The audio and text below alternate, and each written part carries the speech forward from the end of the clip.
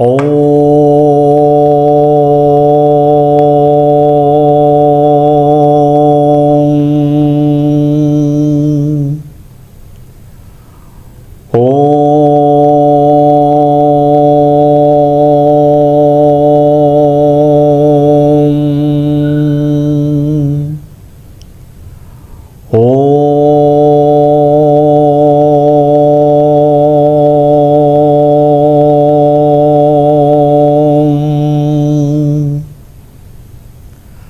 मेधां मे इन्द्रो ददातु मेधां देवी सरस्वती मेधां मे अश्विनावुभौ आधत्तां पुष्करस्रजाः आप्यायन्तु ममाङ्गानि वाक् प्राणश्चक्षुश्रोत्रमधो बलमिन्द्रियाणि च सर्वाणि सर्वं ब्रह्मोपनिषदं माहं ब्रह्म निराकुर्यां मा ब्रह्म निराकरोतु अनिराकरणमस्तु अनिराकरणमस्तु तदात्मनि निरतेय उपनिषत्सु धर्माः ते मयि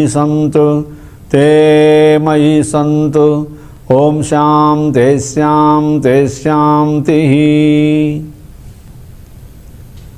మానవ తత్వం ఏంటి?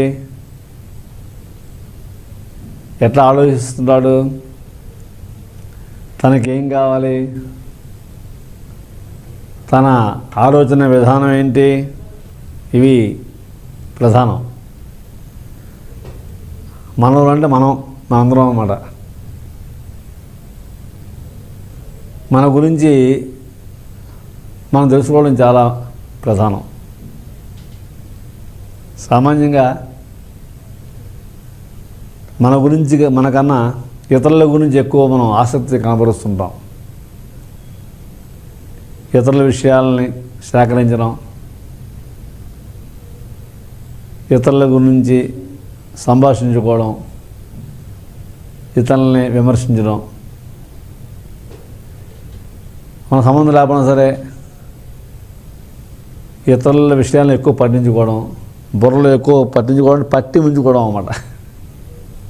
పట్టించుకోవడం అంటే పట్టి బుర్రలో ఉంచుకోవడం, పట్టించుకోవడం, అది తలనొప్పి. మనకే బోళ్ళు బాధలు, మనకే బోళ్ళు కలతలు, మనకే సమస్యలు ఉంటాయి. ఇతరుల విషయాలు మనకెందుకనే సద్బుద్ధి మనలో జనించదు. అది ఎప్పుడైనా కామక్షణ అనుకున్నాం కదా, విచక్షణ జ్ఞానం అనుకున్నాం కదా, కామన్ సెన్స్ అన్నాం కదా. బొత్తిగా కామన్ సెన్స్ని మనం వినియోగించలేమో అని అనిపిస్తూ ఉంటుంది అప్పుడప్పుడు.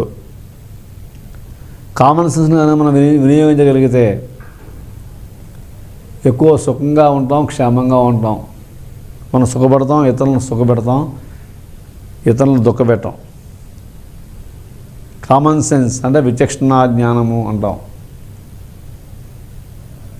చెప్పాం కదా, మేడం బ్లావర్స్కి జ్ఞానమాత, రష్యా దేశీయురాలు, దివ్యజ్ఞాన యోగి.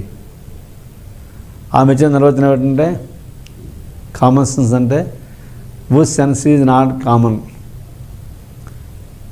మరొక నిర్వచనం which sense is rarely used అంటే అరుదుగా ఉపయోగిస్తాం దాన్ని. విచక్షణ జ్ఞానాన్ని వినియోగించడం అనేది మనం సాధనలో భాగంగా పెట్టుకుంటే మనం చాలా ప్రశాంత జీవితాన్ని గడిపే అవకాశం ఉంటుందని చెప్పుకుంటున్నాం. వినడానికి చాలా సులువుగా ఉంటుంది కామన్ సెన్స్ అని.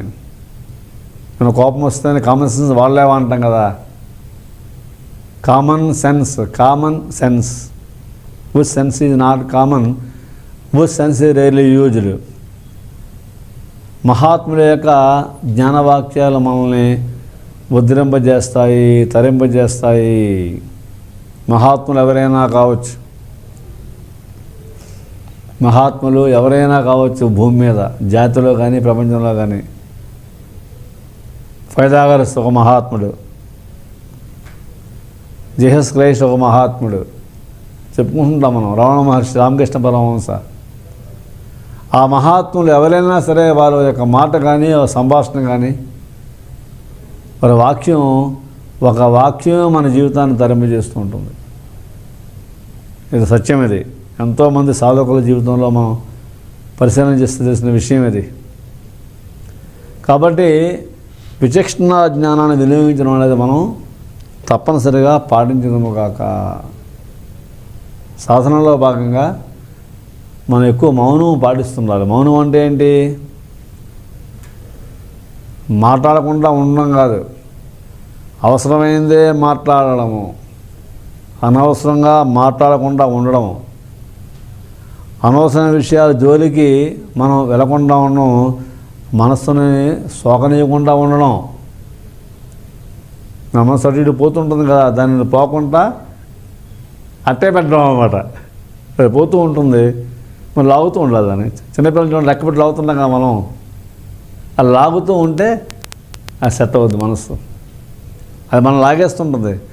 మనసు మనం లాగేస్తుందా, మనసు మనం లాగేసుకుంటున్నాం అన్నది సాధన ప్రక్రియ. మనస్సు మన అధీనంలో ఉన్నాం, సాధన ఫలము. స్వాధీనంలో ఉన్నాం, స్వ అధీనము స్వాధీనము కదా, అదే స్వాధిష్టానము కూడా. మన అధిష్ఠించిన ఉండడమే స్వాధిష్టానము. ఇది సాధనలో ఒక భాగంగా చెప్పుకుంటున్నాం. మనసు మనం లాగేస్తుందా, ఇంద్రియాలు మనం లాగేస్తున్నాయా? కాదు. మనం ఇంద్రియాలని నియమించుకునే స్థితిలో మనం ఉందుముగాక. మనసును నియమించుకోవాలి. మనసును కంట్రోల్ చేయడం, మనసును కేంద్రీకరించడం అన్నది పరమగురుల మార్గంలో చెప్పరు. మనసును స్వాధీనం చేసుకో, మనసును నియమించుకో, మనసును కంట్రోల్ చేయి. కంట్రోల్ చేయబడదు. మనస్సు కింద అచంచలం మహాబాహో మనో దుర్నిగ్రహం తలమంటాడు స్వామి భగవద్గీతలో. చంచలమైంది నిగ్రహించడం అన్నది అరుదు, దుర్లభం అని చెప్పి. కాబట్టి మనం మనసును నియమించుకునే కర్తవ్యాన్ని, సాధనని చేస్తూ ఉండాలి. కాబట్టి ఆ మనస్సును మనం ఏ రకంగా మన మనస్సు ఎలా ఉంటుంటుంది? మన యొక్క జీవితంలో మనకున్న సన్నివేశాలు చాలా ఉంటాయి. మనకే బోల్డ్ ఉంటాయి కదా. మన జీవితం ఒక పుస్తకం. కనుకనే మాస్టర్ జీకే గారు చక్కని వాక్యం చెప్పారు, లైఫ్ ఈజ్ ఏ బుక్ అన్నారంతే. హైదరాబాద్లో ఒకసారి మాస్టర్ గారితో నేను ఉండడం జరిగింది. వాడు మాస్టర్ గారికి నా డైరీ ఇచ్చి, ఇందులో ఏమైనా మెసేజ్ రాయమన్నాను. మాస్టర్ గారు అప్పుడు రాశారన్నమాట, లైఫ్ ఈజ్ ఏ బుక్ అని. మన జీవితమే ఒక గ్రంథము, ఒక పుస్తకము. మన జీవితమే ఒక పుస్తకం. అది మనకు గుర్తుందనుకోండి, మన జీవితం సద్గ్రంథం కావాలి అని ఒక భావన మనకి. సద్గ్రంథం కావాలి అంటే మన జీవితంలో సన్నివేశాలు, సంఘటనలు సుమంకరంగా ఉండాలి, ఆరోగ్యకరంగా ఉండాలి, అవి ప్రయోజనాత్మకంగా ఉండాలి. మన జీవితం ప్రయోజనాత్మకంగా సాగాలని భగవంతుని ప్రార్థన చేయాలి. మన జీవితం 10 మందికి ఉపయోగపడాలి అని ప్రార్థన చేయాలి. అది ప్రధానం. ఆ ప్రార్థన ప్రధానం మనకి. అంటే మన వల్ల 10 మందికి ఉపయోగం జరగాలి, మన వల్ల క్షేమం కలగాలి, నేను 10 మందికి వినియోగపడాలి. ఆ భావన ఉంటే చాలు. భావన ఉంది మనకు ఉంటేనండి, ఎప్పుడో సమయం వచ్చినప్పుడు అది తప్పనిసరిగా అది ఫలిస్తుంది. యద్భావం తద్భవతి.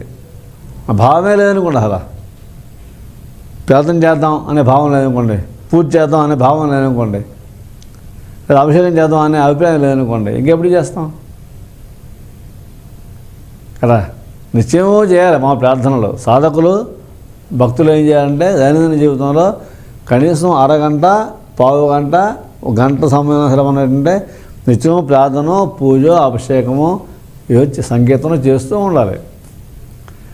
అది మనకి రీఛార్జ్ అంటాం కదా, అంతకన్నా గొప్పది అది.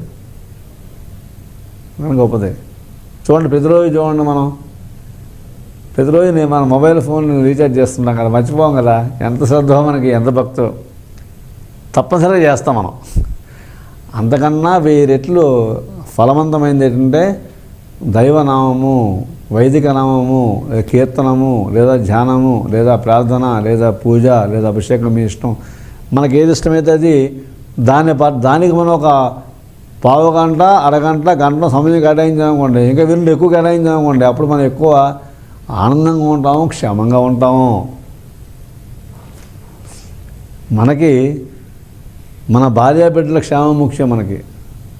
కానీ సద్గురువులకి, పరమ గురువులకి, మహాత్ములకి యావత్ కుటుంబ క్షేమము, జాతి క్షేమము ముఖ్యం.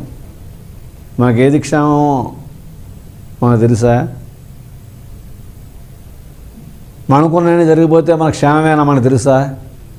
అనుకున్నవి జరిగి నష్టం వచ్చింది మనం లేవా? కష్టాలు మనం పడలేదా? ఎన్ని కష్టాలు పడ్డాం? అనుకున్నట్టే జరగాల? అనుకున్నవి జరిగిపోతే మనం సుఖంగా ఉంటామా? జరగకపోతే మంచిగా మనకు తెలుసా? ఇలాంటివన్నీ కూడా క్రోడీకరించి మనకున్న అనుభవంతో, మనకున్న పరిశీలనతో, స్వానుభవంతో,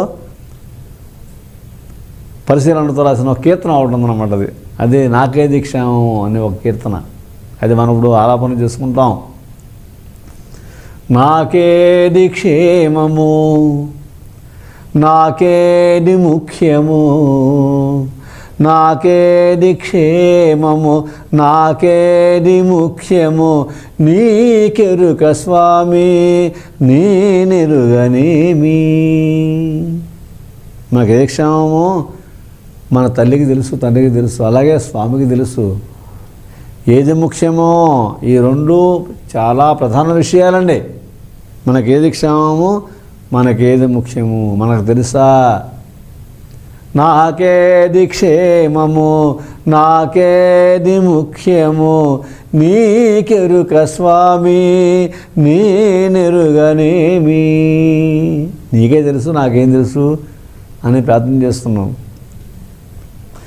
నాకేమీ లేవనిపించును, నాకేమీ లేవనిపించును, నాకన్నీ కావాలనిపించును, నాకేమీ లేవనిపించును, నాకన్నీ కావాలనిపించును, నాకున్నవి చాలాననిపించును, నాకున్నవి చాలా అనిపించును, నాకెన్నొన్నా లేవనిపించును, నాకున్నవి చాలా అనిపించును, నాకెన్నొన్నా లేవనిపించును, నాకేది క్షేమము, నాకేది ముఖ్యము, నీకెరుక స్వామి,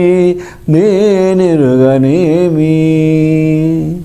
నాకన్నీ ఉన్నాయనిపించును, నాకన్నీ ఉన్నాయి, నాకేంటి కొరత అనిపిస్తుంటుంది. మనకు కొన్ని వస్తే మనకు కావాల్సింది ఇంకేమీ లేదు అనిపిస్తూ ఉంటుంది కదా. ఉన్నది చాలే, ఇంకేం సంపాదిస్తాం అనిపిస్తుంటుంది. మామూలుగా సంపాదించి ఏం చేయాలి అనిపిస్తూ ఉంటుంది. నాకన్నీ ఉన్నాయనిపించును, నాకు సుఖము లేదనిపించును, నాకన్నీ ఉన్నాయనిపించును, నాకు సుఖము లేదనిపించును అనిపిస్తుంది చాలామందికి. మాకు చెప్తుంటారు వచ్చి, మాకు అన్నీ ఉన్నాయి మాస్టర్ గారు, సుఖం లేదు అని. సామెతంగా అన్నీ ఉన్నాయి, అల్లు నోట్లో శనుందన్నట్టుగా మాకు అన్నీ ఉన్నాయండి, సంపదలు ఉన్నాయి, వస్తువాహం ఉన్నాయి, మాకు అన్ని కార్లు ఉన్నాయి, మాకు ఎన్నో ఫ్లాట్స్ ఉన్నాయి, ప్లాట్స్ ఉన్నాయి, సంపదలు ఉన్నాయి, కానీ మాకు లేనిది ఒకటే అండి. ఏంటంటే సుఖం లేదండి అంటారు. బాబా ముఖమే పాపం చాలా విచారకరంగా ఉంటుంది, దీనంగా పెడతారు. అన్నీ ఉన్నాయి కానీ సుఖం లేదండి అంటుంటారు. మనం వింటూ ఉంటాం, సుఖం లేదండి, మా ప్రాణ సుఖం లేదంటాం, ప్రాణ సుఖం లేదంటాం. అది మంచి వాక్యం. ప్రాణం బాగుంటే సుఖం ఉంటాం అన్నమాట. ప్రాణం ఉసిరమంటుందండి అంటుంటారు వచ్చి, ప్రాణం విసిగిపోతుందండి, ప్రాణం ఉసిరమంటుందండి, ప్రాణం పోతుందండి మనం అంటూ ఉంటున్నాం కదా. సుఖం లేదండి అంటుంటారు పాపం. ముఖమే కాస్త ఇబ్బందిగా పెడుతుంటారు. మనకు కూడా అది ఆ ముఖాన్ని చూసి జాలి కలుగుతుంది. అయ్యో పాపం అనిపిస్తుంటుంది కదా. ఎవరన్నా వచ్చామో సుఖం లేదనుకోండి, ఆ సుఖం లేదా అయితే నేనేం చేస్తాం అనం కదా. అరే సుఖం లేదా అండి అని అంటాం కదా. అది మన భారతీయ సంప్రదాయం. బాధలు ఎవరినో వచ్చి మనం బాధ చెప్పారనుకోండి, నాకు బాధలు ఉన్నాయి పో అనం కదా. ఉపశమనం కలిగిస్తాం కదా, ఓదారుస్తాం కదా. అది మన సంప్రదాయం గొప్పతనం, మన గొప్పతనం కాదు. కష్టాలు ఉన్న వాళ్ళని చూసి మనం ఎక్కిరిస్తాం, ఆక్షేపం చేస్తామా? చెయ్యం కదా. ఇన్ని కష్టాలు వచ్చాయంటాం మనం. అది మన భారతీయ సంస్కృతి యొక్క వైభవం, అది ఆ సంప్రదాయం యొక్క ఔన్నత్యం. అది నాకు సుఖము లేదనిపించును, నాకేల ఈ బ్రతుకనిపించును, నాకేల ఈ బ్రతుకనిపించును, నేనేమైపోవుదునోననిపించును, నాకేల ఈ బ్రతుకనిపించును, నేనేమైపోవుదునోననిపించును. అది చూడండి, నాకేల ఈ బ్రతుకు అనిపిస్తుంటుంది, సుఖంగా అనిపిస్తుంది. కానీ మరి నెక్స్ట్ స్టెప్ ఏంటంటే నేను ఏమైపోతాను, నా భార్య పిల్లలు ఏమైపోతారో, నా భర్త ఏమైపోతాడో, నా పిల్లలు ఏమైపోతారో, భవిష్యత్తు ఏమైపోతుందో, స్థిరపడరో, అమ్మ భగవంతుడా అని నేనేమైపోవుదునోననిపించును,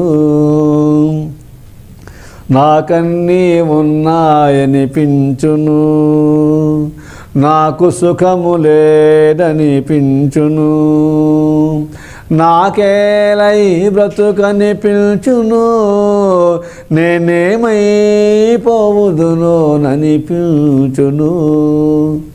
చాలామంది వృద్ధులు మనం అడుగుతుంటారు, ఎంతకాలం నేను ఇంకా దేహంలో ఉంటాను, నన్ను పంపించేయరా అని చెప్పి. పై పంపించేయరా అని పంపించడం మనమా? మన రమ్మంటే వచ్చారా పంపించేస్తే పోవడానికి? మృత్యు మన చేతిలో ఉంటుందా? అడుగుతుంటారు పాపం. ఎందుకంటే దేహబాధ భరించలేక, వ్యాధులు భరించలేక పంపించేయండి అంటారు. మనం పంపించగలమా? అంత స్తోమత మనకు ఉందా? మన దైవ స్వరూపుడు మనం కాదు కదా, దైవం కాదు కదా. మృత్యు మన చేతిలో ఉంటుందా? మనం చెప్పి పుట్టామా? చెప్పిపోతామా? చెప్పిపోతారు మహాత్ములు, అది వేరే సంగతి. అది ఏమైపోతాను. అలాగే చాలామంది పోతాం ఉంటూ ఉంటారు మాతో, మళ్ళీ పక్క చెప్తుంటారు అన్నమాట, కాస్త కాలం ఉంటే బాగుంటుందండి, మా మనవాళ్ళు ముని మనవాళ్ళు పెళ్ళిళ్ళు చూడాలని. అంటే అది సంకల్పం మంచిదే, ఆశ. అంటే బ్రతకాలని ఒక ఆశ, తప్పేం లేదు. జన్మించడం మన చేతులు. జన్మించడం అనేది మన తల్లిదండ్రులు వాళ్ళు చేసిన యొక్క వ్రతాలు అవ్వచ్చు, పూజలు అవ్వచ్చు, సాధన అవ్వచ్చు, సంకల్పం కావచ్చు, అలా పుట్టాం. కానీ పోవడం అనేది వచ్చేసరికి వ్యక్తిగతంగా ఉంటుంది. ఆలోచించండి, ఇప్పుడు మీరు సరదాగా ఆలోచించండి. అది పోయే ముందు రకరకాల ఆలోచనలు వస్తుంటాయి, మనకు అమ్మేస్తూ ఉంటాయి. పోయే ముందు మృత్యు కబలిస్తున్నప్పుడు రకరకాల ఆలోచనలు వస్తూ ఉంటాయి. చచ్చిపోతామని భయం వేస్తూ ఉంటుంది. మనందరం జన్మించాము, అందరం కూడా చచ్చిపోతాం, అందరూ తెలుసు కదా. ఆయన చచ్చిపోతామని తెలిసి భయపడుతుంటాం కదా. చచ్చిపోతామని భయం చాలా ఎక్కువ, చచ్చిపోతామని తెలిసి నేనేమైపోవుదునోననిపించును, నాకేది క్షేమము, నాకేది ముఖ్యము, నీకెరుక స్వామి, నేనెరుగనేమి. అన్నీ మనం తెలుసుకుంటాం కదా. అది జ్ఞానమా అజ్ఞానమా అన్నీ మనకు తెలియదు.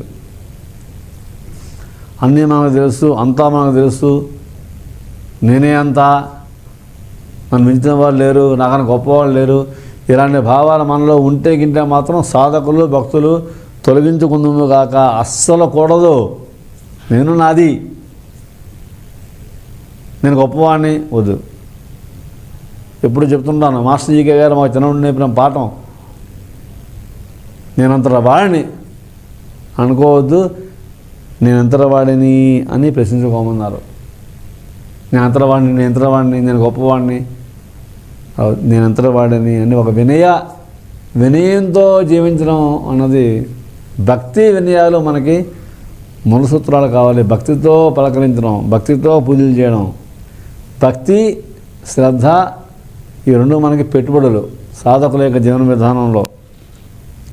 నాకేమీ కాదులేననిపించును, నాకేమీ కాదులేననిపించును, నాకిన్ని కష్టాల అనిపించును. అది చూడండి, నాకేమి కాదులే, నాకేం పర్వాలేదు, I don't bother, I don't care, I don't like అంటున్న పదాలు వాడుతుంటాం. మనం ఎక్కువ ఆంగ్లంలో ఎక్కువ కోపడుతుంటాం మనం కదా, ఆంగ్లంలో ఎక్కువ కోపడుతుంటాం.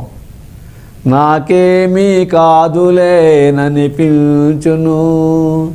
నాకేంటి అన్నీ ఉన్నాయి, చక్కని భార్య ఉంది, భర్త ఉన్నాడు, సంతానం బాగుంది, మంచి కోడళ్ళు వచ్చారు, కొడుకులు వచ్చారు, అల్లుళ్ళు వచ్చారు, సంపదలు ఉన్నాయి, వస్తువాహనాలు, మనకేంటి మనకేం పర్వాలేదులే, మనకేం తక్కువ అనిపిస్తుంది. నేను మళ్ళీ తర్వాత నెక్స్ట్ స్టెప్ ఏంటంటే నాకిన్ని కష్టాల అనిపించును. నాకేంటి కష్టాలు భగవంతుడు పెట్టాలా, భగవంతుడు కష్టాలు పెడతాడా, అది ప్రశ్నించుకోరు మనం. కష్టాలు మనం కోరి తెచ్చుకున్నామా గుర్తుండాలి, కష్టాలు కొనుక్కున్నామా గుర్తుండాలి, కష్టాలు మనకెందుకు వస్తున్నాయి ఆలోచించాలి. మనకేంటి కష్టాలు పక్కకు లేవు, మనకి అన్ని కష్టాలు నెత్తి భగవంతుడు వేస్తున్నాడు అనే భావాలు మనకు కలుగుతూ ఉంటాయి. సహజం, సర్వసామాన్యం.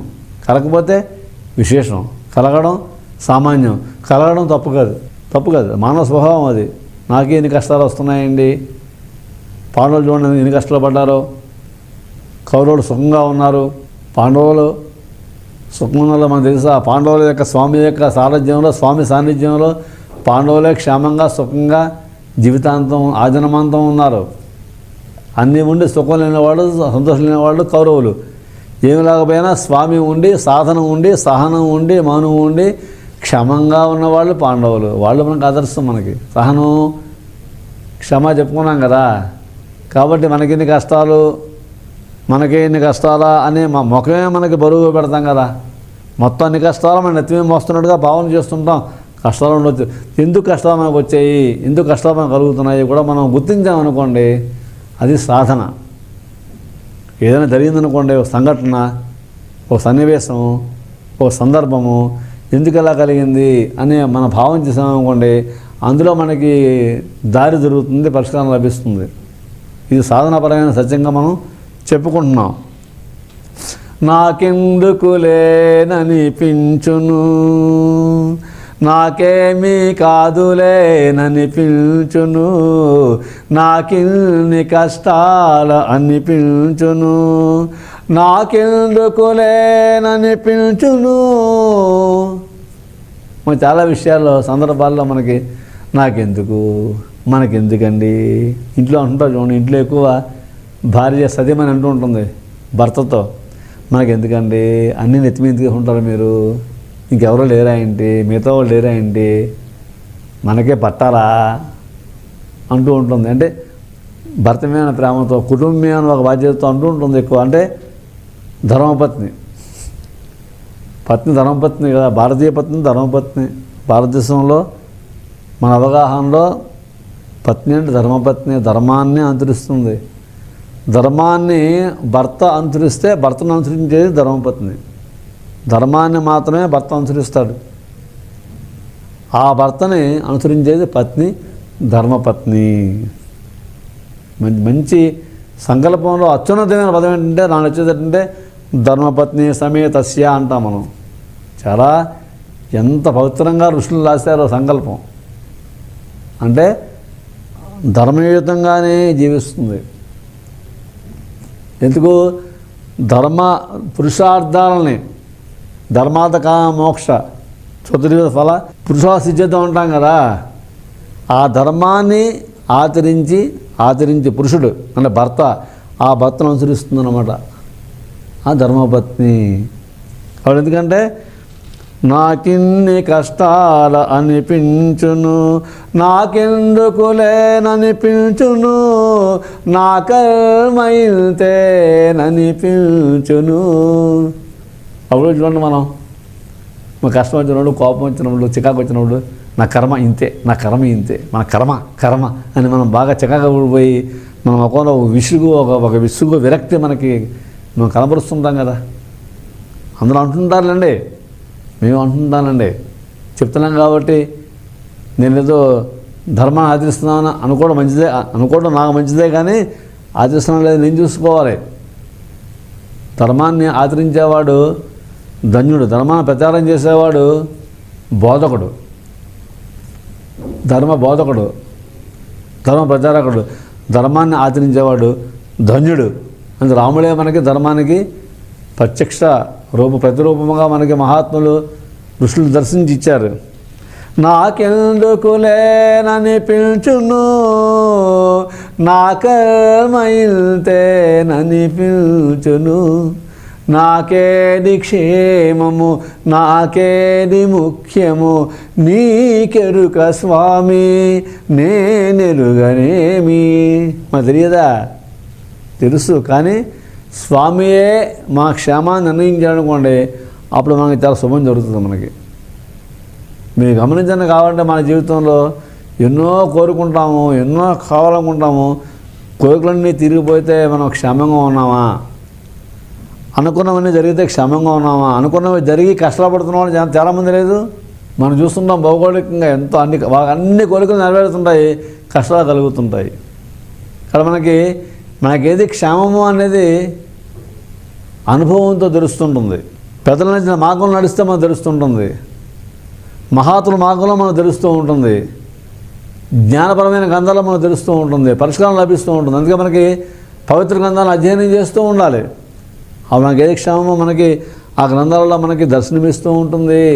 రామాయణం, భారతం, భగవద్గీత, ఉపనిషత్తులు, భాగవతం, అలాగే బైబిల్, అలాగే పరమూరు పరదేవత యొక్క బోధనలు, పరమూరు యొక్క బోధనలు, వాటిల్లో మనకి మహాత్ముల బోధనలో మనకి పరిష్కారం లభిస్తూ ఉంటుంది. అందుకే మనకి సాధనలో భాగంగా నిత్యము సత్గ్రంథ పఠనము చేయుదుము గాక. స్వాధ్యయనము అంటారు. స్వాధ్యయనము అంటే గ్రంథపఠనం చేస్తుంటే మన గురించి బాగా మనకి గోచరిస్తూ ఉంటుంది, ఆత్మజ్ఞానం లభిస్తూ ఉంటుంది, ఆత్మదర్శనం కలుగుతూ ఉంటుంది మనకి.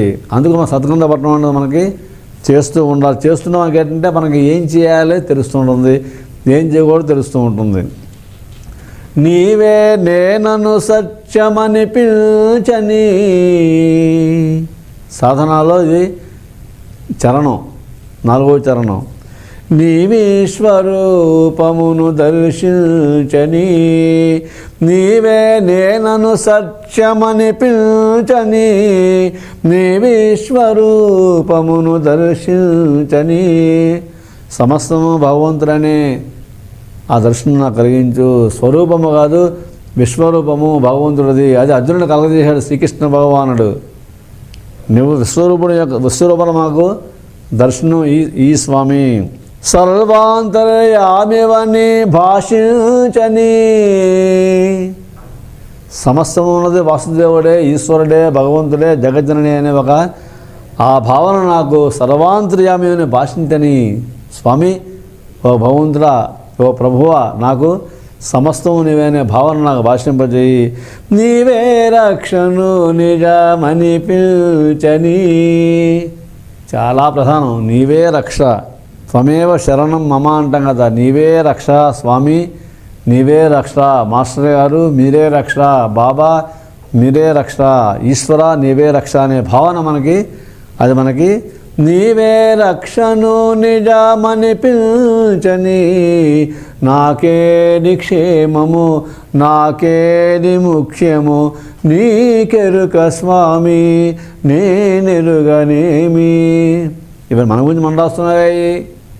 అందులో మనం నచ్చుతాయి, కొన్ని మనకి మనసులిస్తాయి, కొన్ని సరిదిద్దుకుంటాము, కొన్ని సర్దుబాటు చేసుకుంటాం. కాబట్టి ఇది మనకి సైన్స్ ఆఫ్ మ్యాన్ అంటాం అన్నమాట. దీన్ని కీర్తన రాస్తున్నాం. అది అందరూ క్షేమంగా ఉండాలి, మన రాష్ట్రము క్షేమంగా ఉండాలి, జాతి క్షేమంగా ఉండాలని చెప్పి పరమును ప్రార్థన చేస్తూ లోకా సమస్తా సుఖినో భవంతు, లోకా సమస్తా సుఖినో భవంతు, లోకా సమస్తా సుఖినో భవంతు. ఓం శాంతి శాంతి శాంతి.